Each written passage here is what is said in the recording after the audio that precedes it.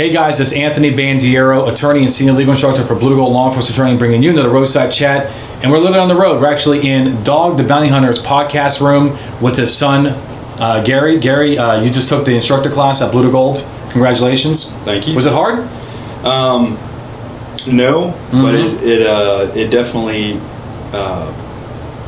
gave me a different perspective on how I need to be, looking at case law and law enforcement in general, preparing myself and preparing others. And so it was I think it's one of the most beneficial things I've done for my career. That and, I also took Craig Meyer's class. Yep. And so the two together have really, just upped the game for me. I actually said that to Craig the other day. I said that we need to have a class with Search and Seizure and his class back to back. Oh yeah. And really have the Search and Seizure class kind of feed off of look at his videos and say, hey, he told you the proactive policing side, the behaviors and so forth. Yeah. Now let's look at the legal side, right? So I just also did a podcast with Garry and his father, Dog the Bounty Hunter. I think a great podcast. I was really fascinated by the life story that your father has and so forth. And so let's now you're on the highway. You do interdiction. Okay, you're looking for loads. That's right. Now let me just bring up a scenario where this is real interdiction. Okay, you think you have real interdiction? This scenario is real police work, okay? Okay. All right. Let's see what it is. All right. Look, this is going to put you to shame. You thought you were catching bad guys out there. So look, here's what we have. We got a cop in Ohio, and he stops a vehicle, and there's a 19-year-old in the vehicle, and there's evidence of vaping, right? Vaping, not THC vaping, but smoking, right? Nicotine. Yeah. And the question is, A, can we seize that nicotine product, from the vehicle?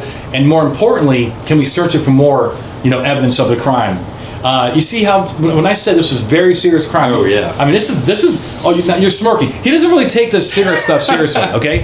We got to stop 19-year-olds and 20-year-olds from smoking, okay? Yeah. Yes, they can die for their country. Yes, we can give them a machine gun in the Marines, but they cannot give them a Marlboro. So, yeah. All right, you already kind of tell that I have my own opinion on this enforcement action, but you didn't come here for that. But I'm still.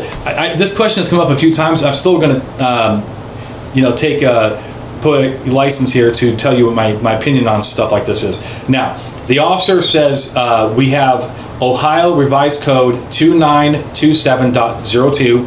and looked it up. This is your tobacco statute. So it's going to go in things like, hey, you cannot sell it to I was going to say minors, but that's not correct, is it? You cannot sell it to 18-year-old to under 21. You cannot intentionally market it to them and so forth. But there's also subsection J, which is it says any cigarettes or other tobacco products sold, given, otherwise distributed to a person or in possession of a person under 21 or over 18 can also be forfeited as contraband. Now here's the deal. In Ohio, if I'm a 19-year-old and I have a cigarette, I cannot be charged with that. Not according to this. It's not a misdemeanor. It's not an infraction for me. Yeah. It's an infraction or violation for the person to sell me the cigarettes. Yeah. So we'll go out to the store owner. Yeah. So when you pull my car over and I'm 19 and I have a cigarette in the car, I'm not going to be charged for anything. But the law does say that we can seize it under contraband. Okay. Now, are you fine with let's say legally? Are you fine with if I see the pack of smokes in the center console? Can we retrieve that even though we're not going to charge him with a crime? Yeah, it's at the end of the day, it's probable cause. So do you have probable cause that additional contraband exists? And if you do, then I think you're good to go. Yeah. And so, but just if you caught them smoking on the side of the road, they pull over and they're smoking a cigarette, do you get to just go and search the vehicle? That's the question, right? The question is, look, I agree with you. I think that you have the motor vehicle exception. Yeah. The law is saying that particular item is contraband as to him. Yeah. He's 19. He has a cigarette, right? Now, if you're going to continue searching the vehicle, well, that's more debatable. Look, you can search the vehicle for contraband. Yeah. You do not need to have the violator in the vehicle. You don't need to have so. But I think you should still have reason to believe that there's more contraband in a vehicle, right? Probably a low standard. The fact that there's already contraband in the vehicle is reasonable to presume that there may be more cigarettes and stuff like that. But I got to tell you, look, the answer is yes, right? Yeah. I would compare this to open container laws. The open container laws, like when a cop stops a vehicle and there's an open Bud Light in the center console, does that give him probable cause to search the vehicle for more open containers? Yes. Probably, right? Yeah. You know, and then some people are like, oh, Anthony, you're going to hit him for a 24 count? You know? You're going to have like the felony level? Yeah.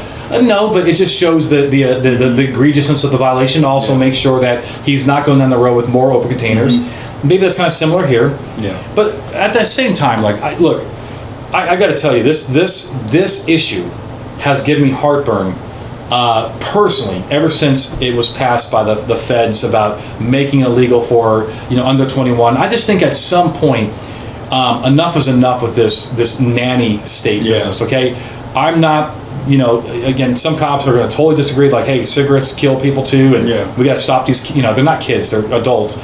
But I'm telling you, like, if I was in charge, and I was the sergeant, and my troop says, hey, Sarge, just so you know, last night I stopped this car, and it was a 19-year-old speeding. I got him for the speeding. He had cigarettes in the car. I didn't do anything about it. I would say, good. Mm-hmm. You have discretion, right? This young man, if he's not involved in any other criminal activity, this young man can join the Marine Corps at 17. He can join the Marine Corps and give his life for this country, but he can't smoke a cigarette or chew on. Yeah. So I just feel like it's just at what point, are these laws kind of just dumb? Yeah. Right. And at what point, if I was a sergeant and I had my guy on the side of the road for 20 minutes tossing a car for cigarettes, I mean, how many drunk drivers pass by? How many other infractions or violations pass that are arguably a lot more of a prevalent issue, and so that would kind of pick your battles. Yeah, exactly. And so no, 100%. And the thing is, like, look, I'm also I'm an anti-smoker. I don't like smoke. I hate cigarette smoke. But I'm also pro-freedom, and to the degree, But also, hey, if a cop came and says, Anthony, because they're going to be thinking it's Anthony, we pulled over a gang member's car last night. He's 19. He's a shooter. We know this guy. You look at his social media posts. We've gotten before with guns, and he has cigarettes in the car.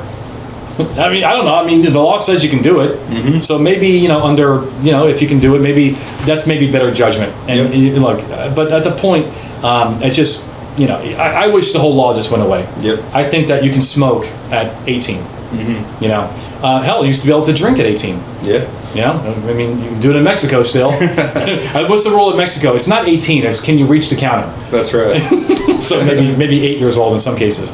Look, that's what the law is. It's a very interesting conversation. Hopefully this helps you get it right every single time.